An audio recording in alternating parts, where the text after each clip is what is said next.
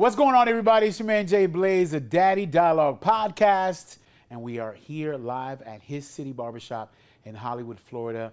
My good friend Rafael came through and said, "Yo, why not use the spot?" Amazing barbershop. Look at this place. And like I said before in the other episodes, you might even get some gospel in here. That's what I'm talking about. Okay, shaves and getting saved. Yeah, get you shaved and saved. All in the one shot. Stop! Don't use that. That sounds corny. But regardless of, I am having a good time. We've had some great conversations tonight. And this conversation that I want to instruct today is something that I thought is extremely important because we choose to want to honor these people in our lives, these very important women in our lives, only on specific days. But I'm a gentleman. I honor my wife every day. I'm just kidding.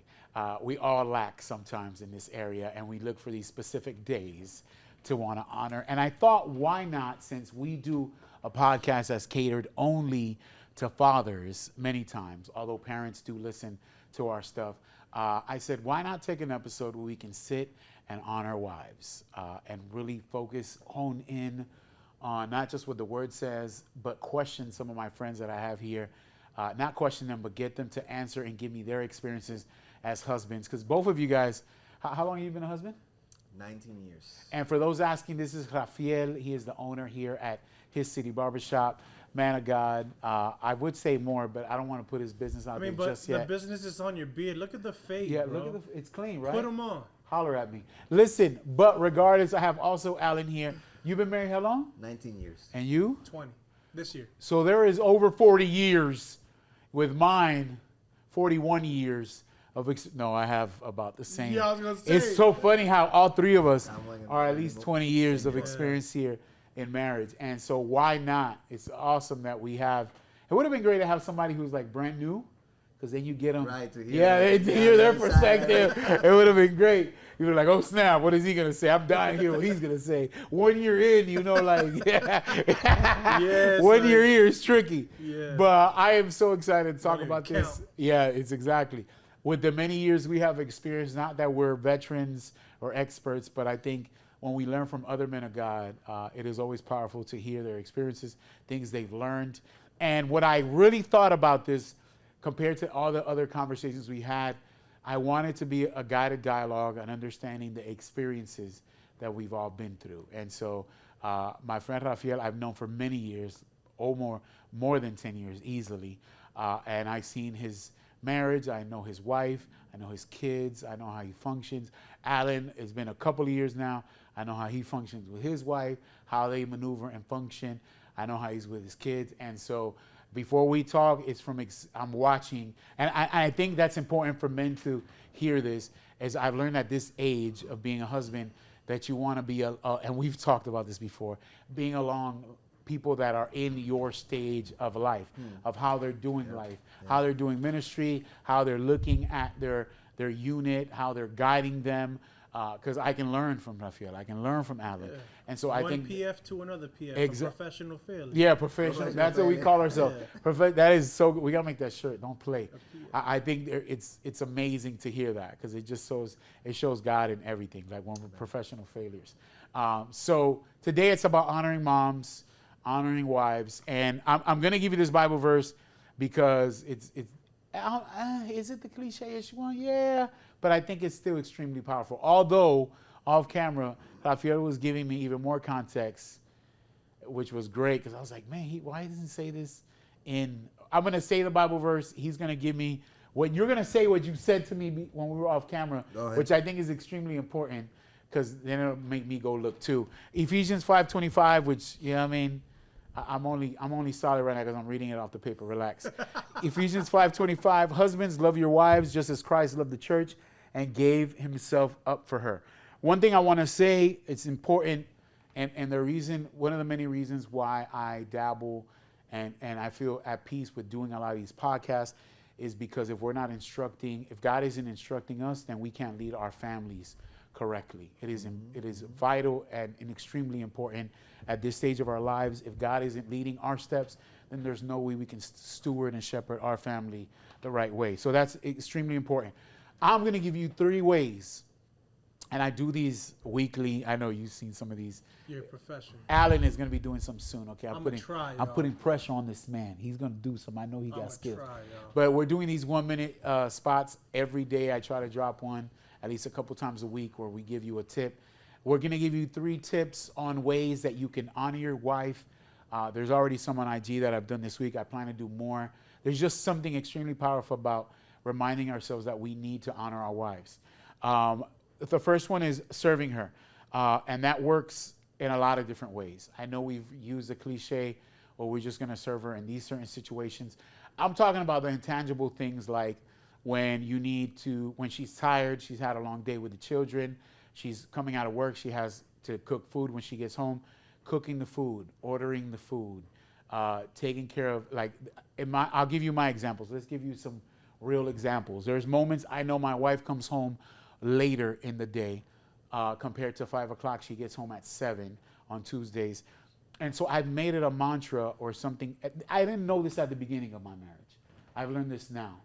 Anything I can do to give my wife less steps for her when she has to deal with the children. And again, it depends on everybody's scenario. Some dads are working late, so it doesn't apply for them. It's different. The dynamic is different. But for my situation, I have my son at 1, 2 o'clock in the afternoon. So I have him for 5, 6 hours. I make sure he's fed. He took a shower. We prayed. Everything is ready. So by the time his mom walks through the door, the last hour she has to be with him isn't spent on other stuff, but quality time she can have with him. That's dope. And so I'm not perfect at it, but I do a pretty good job because I feel the pressure. Like, I want to make sure she has a good experience with him. Because what you don't want, if you have the time to do it and you can serve her in that manner, do it. Do the dishes. Take out the trash. I mean, there's some of these things you should be doing to some degree, but give her less steps that she has to take so that way, and if you guys know in any other ways that you can serve your wife that you're thinking of, that you're like, oh, there's something I've learned to do with my wife, that I serve her in this area, that it gives her one less thing to do with the children that I can take care of.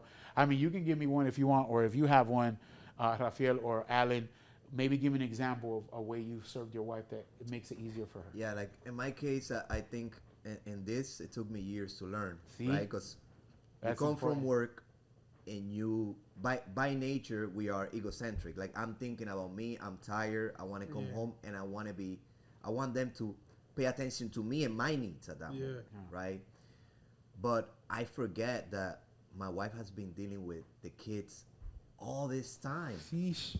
She's drained, right? She's actually waiting for me to give her a break. You see what I'm saying? So as I mature as a man, I understood that once I come to my house, right? Yes, I am the priest, I'm the shepherd, but what does that mean? That I'm there to care for her. Immediately, my mind has to change. Work, stay at the door. Let me see, how can I help her? And that's what you said, right? Let me go pick up the trash. Dishes are not done. The kids needs to go to bed. And trying to take up some of the weight that she has on her shoulders, right? That she's been wearing down and getting tired throughout the day. Trying to take some of that weight and put it on me now. Because I wasn't there. And that is my job as a shepherd of the house. That's Nice. good. Yeah. That's really good. So we have a traditional marriage. Okay. Where she stays home, and to speak on that. You scared me when you said it like that. Right. You're like, traditional. What are you talking? Well, I mean, don't she we stays all? at home. She don't work. Oh, You know what I God, mean? okay. Yeah, so I that's get you. considered, the. I get, and that's. But at first I was like, what do you mean? Well, we have a traditional. Yeah, we marriage, have brother, and what I expect. 9 bag. Nah. Definitely, really touching on the fact that if you go in there, if you walk in the house, and you're kind of like taking over from there, and she can just relax, that's pretty much it of what my household does. Because I get home, kids are already ready to see me. Locked down. Wife She is already held that thing down. She Food's cooked. what or cooking or ready to be served. Wow. And it's amazing. It's like, it's to the point where sometimes I feel guilty that she does that. That she's so, but she's on Yeah, point. like it's like I literally lay down, I get on the bed, take off the day, and she just comes with a plate, and I be looking at her sometimes, and I be like, I feel like I should be doing that for myself because of how much she does it. Of course. And I'm super grateful. So there was a season. There's a season where she'd see me wash as much as I can, wash the dishes, because there was a preaching that my pastor was giving out at the time, and I think it was something to the life of, what, let her see you. Oh, I think it was XO conference. Okay. Let her see you do the work, and you don't know what might happen. The thank you that you'll get. Yeah. So there was a joke that he heard, and I ran across it. You see me working, you see me sweating, you see me with my yellow gloves and lemon bleach. You know what I mean? That leads me. That's good. That leads me, Allan, to, and this is to sort of close this part of this tip. Yeah. Is that it's highly important that your attitude and the posture of the way that you serve your wife. It is. And I say that because I failed in that in certain, like you get into this vibe, Rafael or Allan, where you're like, well, I came from work, I worked hard, I'm serving you, and you get internally, you're this big head, like, I'm holding it down, I'm making this bread, plus I'm here, I'm helping you, and then the posture is all off, the attitude way off. You're cocky, you're arrogant. And your wife is looking at you like, you ain't doing me no favors coming to me like that. Like, I would have rather you not even help me. And I've had it happen to me. I'm sure there's men watching or women that are like, yeah, man, the way he even spoke. So it's, as I was reading this, I was like, man, that's messed up.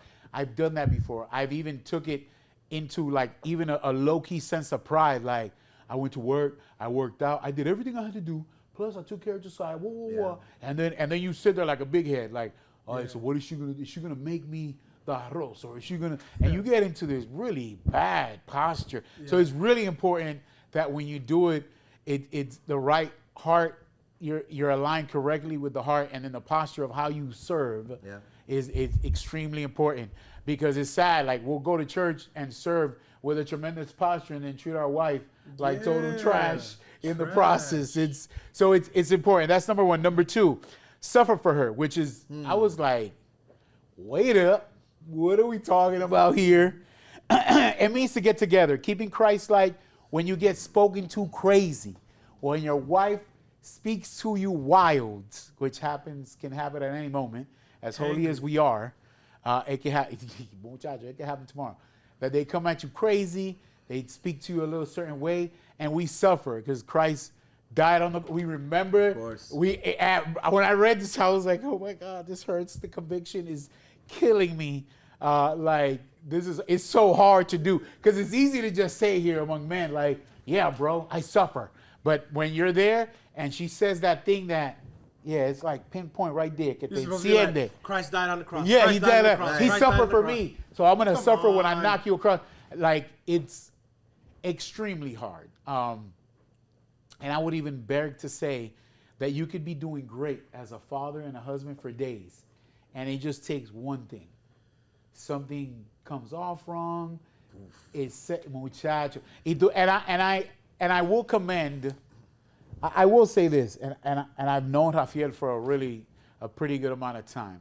I've seen him mad maybe once or twice in my many years of seeing him, and it's funny which because is good, by the way. Yeah, which is good. But his mad is very different now.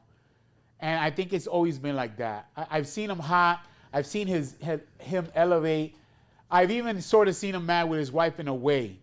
But I've always admired the way he functions. I haven't been home, so I can't say he's like that at home. But I've been impressed with just how because I will say, and I'm being honest, I've seen him. I've gotten hundreds of haircuts with this guy. So I've seen certain things I've copped okay, that's how he's dealing with a turmoil-ish type of situation, like a conflict. There you go, that's the word, a conflict. And I'm like, man, this dude has really grown to not get emotional. And although I know he's not putting on a front for me because the many years I've known him, he's exactly the same. It doesn't really change. That's how it's supposed to and in be. everything he's done, he has set ways of how he functions. And so I've seen him use that same system, sort of how his dynamic is with his family. He doesn't know I know this, but I've watched it because I watch him close and I confide in him and speak to him the way I do because I trust how he is. There it is. Personally. Close friends gotta exactly. be like And so to me, like that, Close couples that's gotta be something like you that. watch because your friends could tell. And I tell that to dads all the time. Like you could hear the dude tell you Bible verses and scriptures but then you see him how he treats his wife. The moment comes. And you're like, loco, pero ¿qué pasó? And you're not judging, but you're like, varón, there's some things you got to deal with right there. Trash. So trash. And so let's fix that. Or you give them wise counsel, like, all right, bro, like, cuz you need to fix how you're talking to your wife. Like, or you ask in question for. My dad showed me that when I was a kid. Like when you don't agree with something and you want to help somebody and educate them, you ask them in question format. Yeah. That way they don't know you're really, but you're sort of getting to the notion. So suffering for them is something I still deal with sometimes. You're not going to be perfect as fathers or husbands. It's going to happen with your kids. Your kids especially will get you there sometimes. And so that's number 2. Number 3, submit to her, which is extremely crazy because there's this notion, especially among Latinos, and some guys, they get enraged, empowered. It almost comes off cocky. You got to be real careful. This is going to be, it's going to hurt some. But listening up, many times when your wife may have, and this is what I think about, many times your wife may have a better outlook on something because she's seeing a conflict better than you are because you're caught in your emotions. And it takes wisdom, maturity, growth internally to be like, I'm going to shut up now and I'm going to listen respectfully because I think what you're going to say is going to be better than the counsel I might have in the moment. And you do it privately. So sometimes it's not like you're doing it publicly, but privately with your wife. And I know that's how you function in a lot of things. Yes. And I say this again because I admire a lot of some people outside of Rafael's circle might see like, and we'll talk about this one day, but when you have a woman that's strong, knows her identity, and you trust and respect and you love, you're able to succeed what others may not see. From outside, it may look like, oh, she's hard-headed, she's strong, she's there, she's taking over this guy's life, she's mandoneando. And in reality, they don't know that the union that they have and the way they communicate is something they could never get. Like I remember, and I don't know if Allan, this happens to you too. I know it happens with me and Rafael's wife in a way. People see my wife, she's bold, strong, she watches a lot, doesn't say a lot, but when she says something, it's because she's already copped it, like your wife, she's already copped the scheme. So she's just gonna tell you, boom, this is what it is. With Rafael's wife and mine is like that. And I'm sure it's almost the same with yours because I've seen it. And from people from outside, they don't understand it. They're like, oh, she's just running him. She's just telling him what to do, whoa, whoa, whoa. But you've submitted. You've understand the power, the wise counsel that your wife has, her position. She knows her lane. She knows when to say, I'm going to help you in this. Listen to this. Have an open mind. And when you are able to be mature enough to submit to your wife, listen to her. Not that and it's having dialogue. It's not that every time she tells you, boom, and you just automatically go, but you could have a conversation like human beings. And not that you're so big-headed that maybe there'll be some moments when you're like, I feel strong conviction, this is the way we're moving, vamos, we're going. But there's some moments where you're like, I'm not 100% clear. And I think right now the best counsel I could use is speaking to the person that's been with me 20 years and knows me internally, knows my emotions, knows how I function, how I maneuver. That can discern. Yeah, that can discern. And so like sometimes I'll have moments, guys, where I'll be really mad at my wife. I'll gauge. I'll tell my wife, am I being aggressive here? Is this not the way I need to approach this? Yeah. And my wife will say, yeah, your pitch is high. You're a little aggressive. You're coming off like this, and this, and this. Calm down, breathe. Come back, recess. Yeah, and if it wasn't for that, who knows how we would approach it. Yeah. Like we would be total clowns how we come at stuff. And so that is extremely important. I say that because it's a tough one. It takes extreme maturity. It takes many years of marriage to finally, because I think I don't know about you guys, but in my early marriage, there was this constant fight to be right. Like I would argue with my wife, and I thought, no, porque yo soy el que tengo aquí la palabra, y yo el que sé, y tú no sabes nada. And it took me a long time to be like, I'm dead wrong. Like, why am I not listening? Because the problem is that authority becomes about that. Because authority becomes about who has the last word, who's louder, who's stronger, who has a better character. I'm not going to stay like that.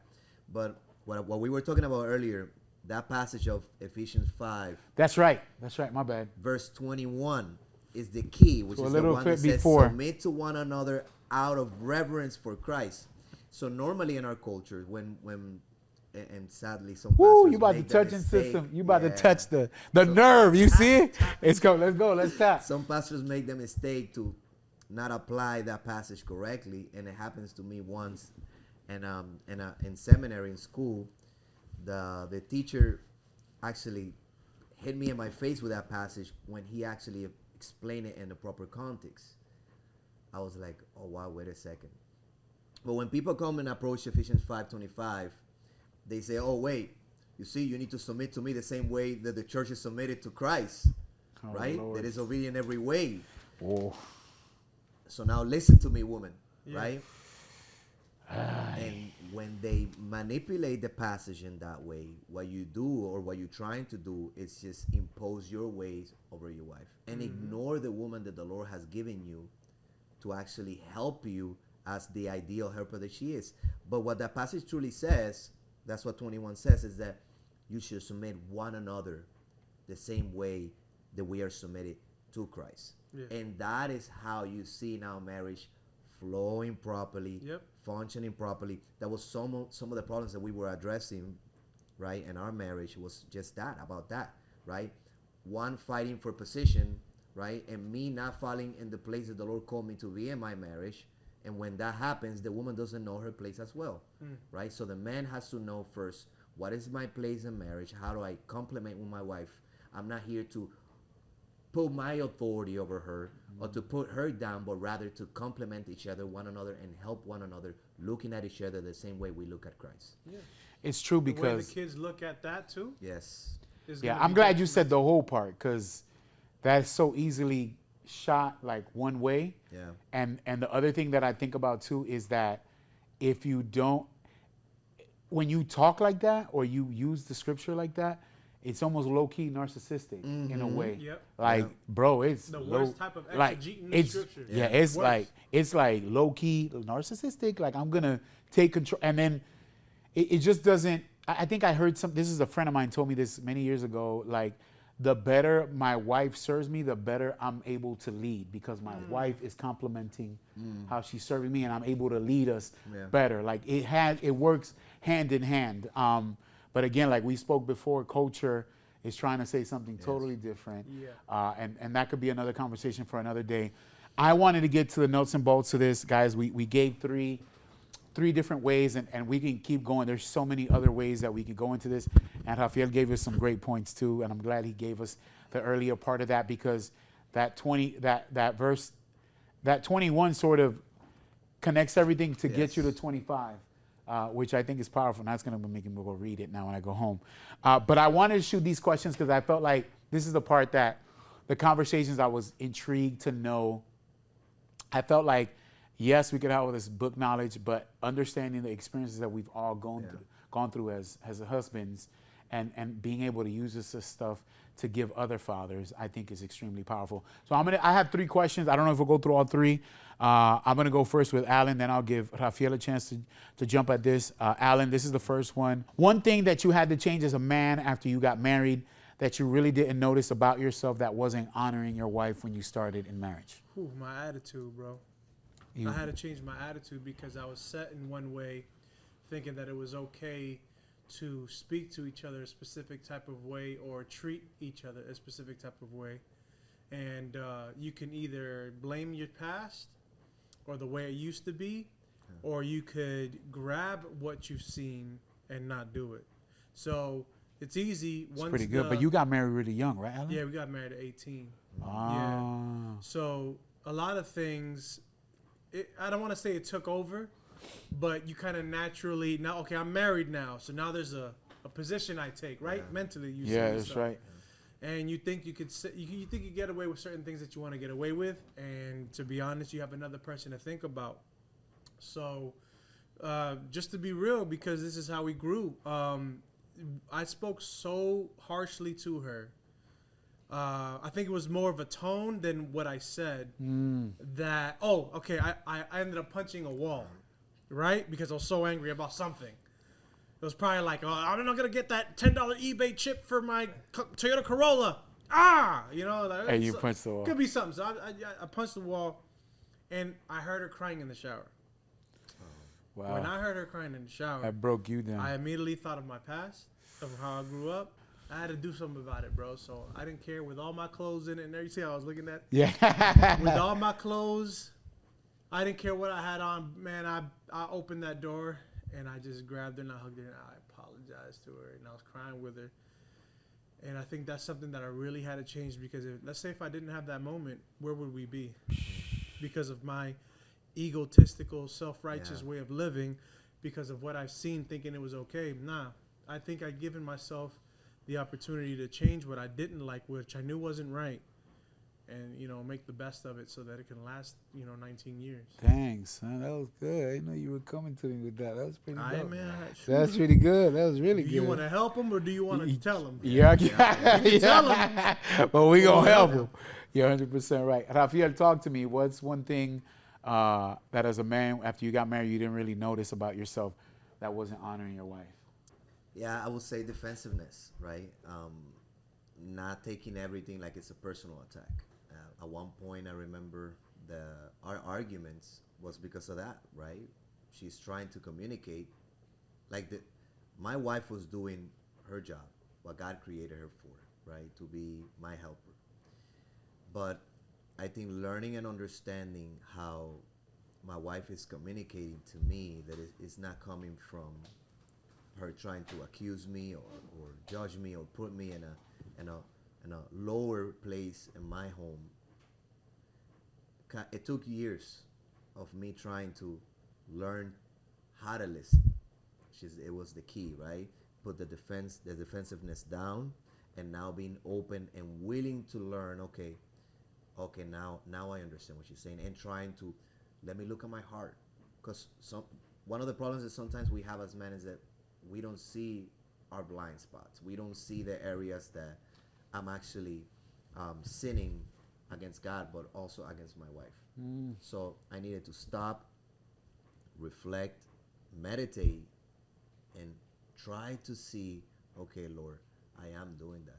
It's not that she's trying to attack me, it's that she's trying to care for me and love me in this way.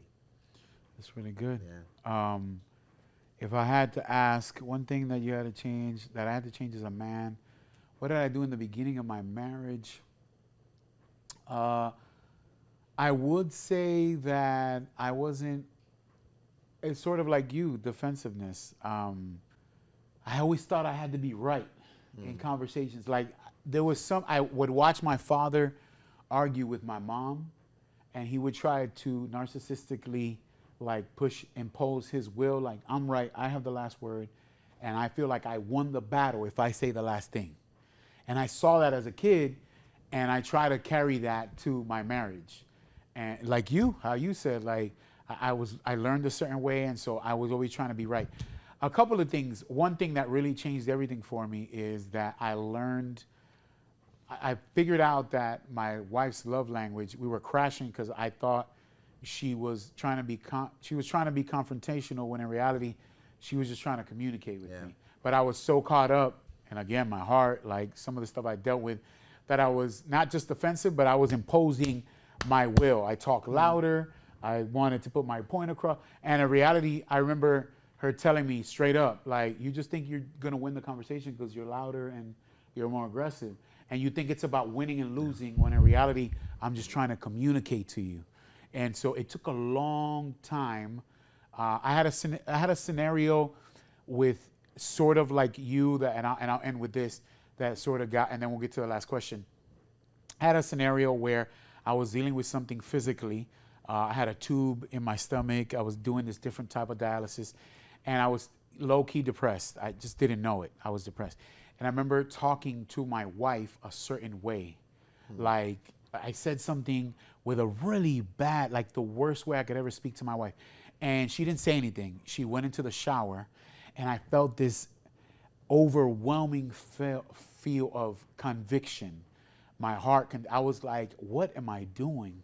This woman is my helper. This woman has been with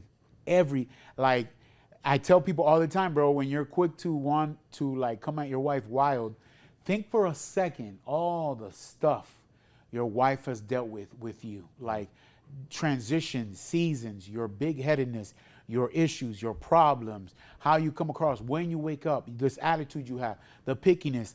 In that moment, I think I felt the weight of this conviction. And the door was closed in front of me, okay? She's taking a shower, and I felt this extreme amount of conviction. I'm like, I'm going through this issue, and I'm putting this issue, this physical issue, and this stress that I'm dealing with, I'm dropping it on her, and I'm talking to her any kind of way. When all she's doing is on my side. She's my nurse. She's putting on this gauze for me. She's taking care of me. She's checking my blood pressure, doing everything that a doctor could do for me. And I'm sitting here treating her like trash. And I remember opening the door, like you sort of. It wasn't as dramatic as you, but I sat there in the toilet next to her, closed toilet. She's in the shower. And I started to tell her, I apologize. There's just no way I should ever speak to you like this. And then I started explaining why. You've done this. You've been here.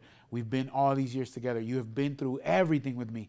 And for me to come out of my mouth to talk like this is extremely disrespectful. It clearly shows that there's some hard issues I'm dealing with, and I need to deal with, and I need to pinpoint. And it really helped me catapult to really look at my emotional state, 1, 2, where the posture of my heart was, and 3, how I was going to address it, because I knew one day I was going to have a child, and he's going to be watching. And I tell dads that all the time, like, be careful, because your heart condition, how you're talking to your wife, your kid is watching, and they're going to treat their mom like that because they saw you treat them like that. And so, like, it's important. So that we could keep going, but we'll keep going. This is the last question, guys, because I think this one is extremely powerful, and it shows a lot about how we honor our wives. Something, and we'll go to Rafael first, and then we'll end with Allan. Something amazing that you learned through the years about your spouse that makes you extremely proud about the wife that you have now. Wow. Something that you've learned through the years about your spouse that you didn't see 3 years years ago, that you didn't see from your wife, that you've seen develop and it's become an extremely powerful thing that makes you proud about your wife now. Wisdom. I can say that I have learned not only to appreciate her wisdom, right, and her insight in things that I'm completely blind to. That she sees. Right? She sees it, right? And I'm the type of guy that I'm always, right, giving the benefit of the doubt to things, right? I'm like, no, it's gonna be okay. She tells me, listen, I'm telling you, and then it happens. I can see it, right? Not only she has grown in that area where now not only she sees it, but she addresses it with compassion, right? She comes to me now in a way that she says, I know you will see it, right? Rather to just push it through, right? That's good, though. Yeah, I know you will see it. No, and you know why and I'm sorry to cut you. Go ahead. It's powerful because if you meet Rafael's wife, she is extremely strong. Like, the way she come, if she's for you, she's for you. If she's not, you're gonna know. She is cut. She's like Nydia. Like, she's like, boom. I get along with her because I'm honest, and she treats me. She knows, like, what she gets from me all the time. That's why, like, when I talk to her, I always feel safe. I don't feel like she's treating me different, but she's a strong woman. Like, she doesn't play. And so, like, to hear that, it just shows you where she's come from. Because if you know her past and you know where she's at now, I'm sorry, bro. It's dope to hear that. And I think it's beautiful, like in my case, to learn how to appreciate that, but also see her grow in that area. It edifies me as a husband. It helps me to grow, but also it helps me to, whenever she's saying something, to just listen more. Hold on, let me pay attention how the Lord is using her at home to help me to not only analyze myself, but analyze possible situations that are happening at home or outside of the house that can affect our relationship, our marriage, and the way that we are bringing our kids. This guy is, time, he just like puts it in a package nicely for you. His wife is gonna love him after this. She already loves him. Bro. I'm just saying. Allan, give me something amazing that you learned through the years about your spouse that makes you extremely proud of the wife you have now. Yo, I definitely love the way she listens to people and how naturally they become attracted to who she is. That's like awesome. you don't know how many times I've heard people say, especially women, and they would come up and be like, I feel like I can tell you this. I feel like you're the right person for me to tell you about this. And they just met. They're probably 2 hours into meeting. We're all together, I guess. And, you know, the girls like to go to their side, off to the side while the men are together, you know, enjoying life. And she's just that person that, man, I just want to tell her everything. I've learned that.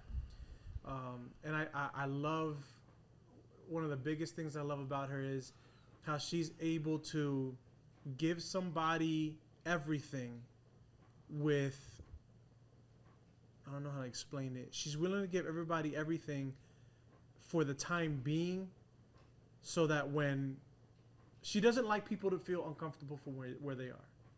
So she gives you, I get you. like, you come home and it's like, you need this, you need that, you know, and she's always overthinking. She doesn't like silence because she feels like steps ahead. Yeah. She wants to feel like she's making you feel comfortable. And it's to the point where I have to tell her, I was like, babe, they're okay. They said they're good, you know? But her over caring, it just glows, man, because not only does the person become great, people get attracted to her, but now when you come over the house, now you feel like you're home. And you're not just there, because not a lot of people are translating how it used to be to nowadays. The modern home doesn't really know how to facilitate or to be a great host. It's like a skill, bro. Yeah, it's a skill. Like a skill. And I accredit a lot to our Friendsgivings and all that stuff, the events that we hold at our house with all these other couples that come here, because she has that demeanor about her.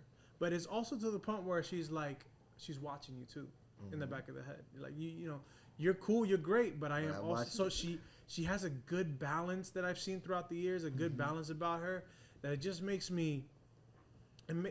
She is who Leonidas's queen was to him. A lot of people mess up 300 Spartans, the movie. Yeah. They all focus on the abs and the men and the rah, right? When have you ever heard anyone talk about the part when, before he kicked this dude and this became a viral clip, this is Sparta, bah. They never talk about the woman that all she had to do when he looked back to get approval from his wife, all she had to do was this, lift her head up. And it unleashed the beast in that man. You know, that's that balance. You've said that before, too. Bro.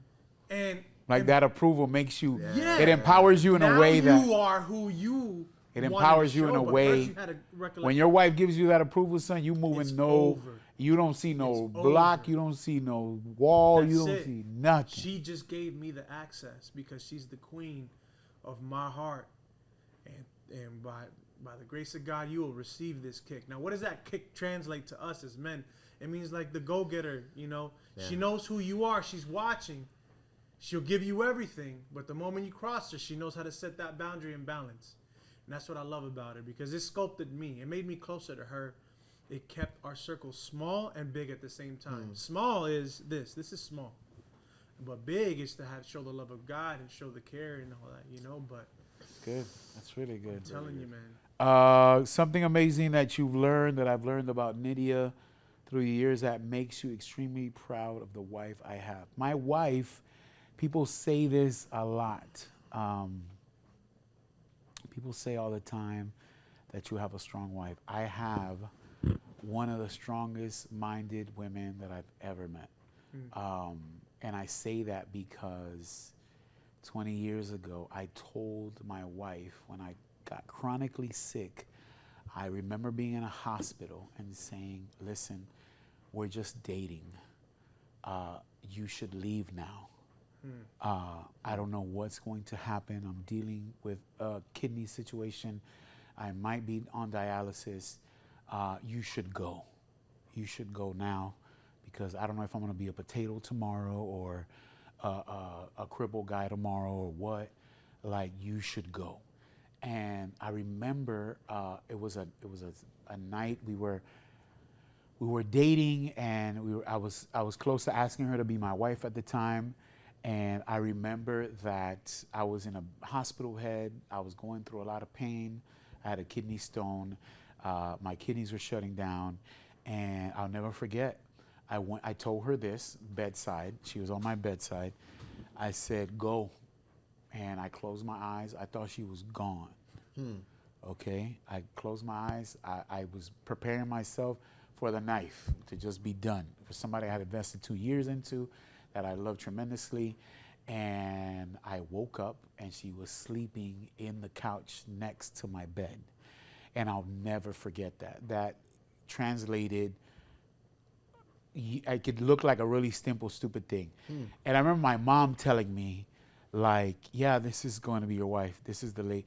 And through the years, I've been through some of the dearest, like, horriblest pain, physically, emotionally, where people, like, it's so funny to me, like, some people see me and they're like, they're inspired by my life, right? They're like, oh man, this dude Jay, he's driven, he does this, he's done this, and they have no idea that the reason why I've been able, it's like how you said, my wife gave me approval early.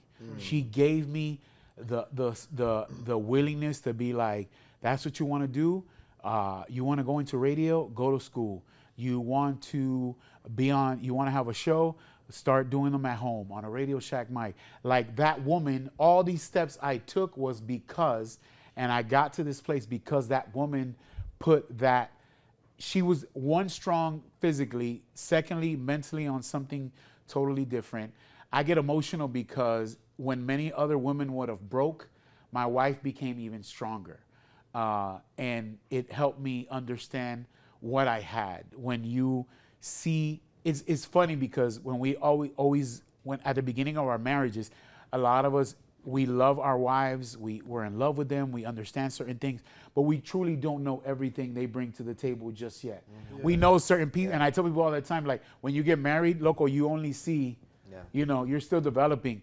And I'll be honest, not that I'm being prophetic or nothing like that, but I saw my wife was, and I'll finish with this, when I met Nydia was sort of rough around the edges, but I could see a pearl that was there.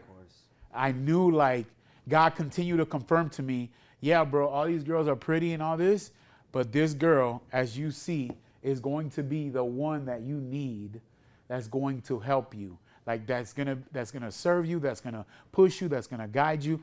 And I'll be honest, man, I don't know where I would be without my wife right now. With everything I've been through, my struggles, my getting a kidney transplant, my losing a kidney, being back on dialysis, without the wife I have, I don't know if I could function like a proper father to my son. I don't know if I could lead my family correctly without her backing. I don't know if I could, bro, my wife does, sometimes it's like you, when I see my wife come through the door, I'm like, I could be doing more because what God gave me is a tremendous pearl. I've learned so much from her. She's strong in a way that's silent, that's extremely powerful to me. Sometimes we see power as this thing where we need to be boisterous and loud, but when you see your wife and she's confident, she knows who she is in God, and she moves a certain way. Her silence, her gesture is all you need. Yeah. And that power is undescribable. You can't get that anywhere. And to find that, when you find it and you have a wife that is like that God gave you, and you know you can move like that, you have something. I know people like to use that cliche, oh, a powerful couple, no sé qué vaina. Like, loco, that's power. Like, that is the power couple. When you have that, and I'm not saying that no one needs to see it privately, because some of the most powerful stuff is happening privately. When you're delegating with your wife and y'all making decisions that will impact your family, your household, how you treat your kids, their education, all those things trickle. And so when it comes to my wife, I'm grateful that at this stage of my life, I know the kind of wife that I have, the strong wife that I have, and to, I can't believe I'm saying this, but it's true. I'll have church women that'll be like, bro, I don't even want to even have a conversation with you because I see your wife and I just look and I know what you have. Like, I know the fear of the Lord, that it makes them question. Like, I have people, even in radio, the first couple of years, my wife wasn't really around me. So women thought I was single. I'd ring, this and that, but they will still try. And it took one outing for them to see, like, that morena? Who? Oh, snap. That chick is a problem. And I've had friends tell me later, friends that are women that have husbands, and they're like, yeah, man, when I met you and then I saw your wife, I was like, oh, heck no.